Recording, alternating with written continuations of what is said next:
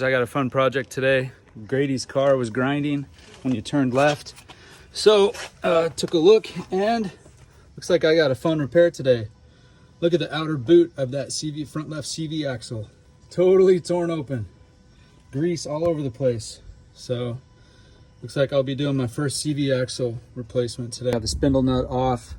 I got the, the whole assembly disconnected from the strut. And I've started pushing the axle through. I think it's almost all the way out of the outside part. Got the new one right there in the box. Okay, we got the brand new CV axle in. Outer boot looks good. Got the bolt on. Did that little staking, stakes the pinch nut.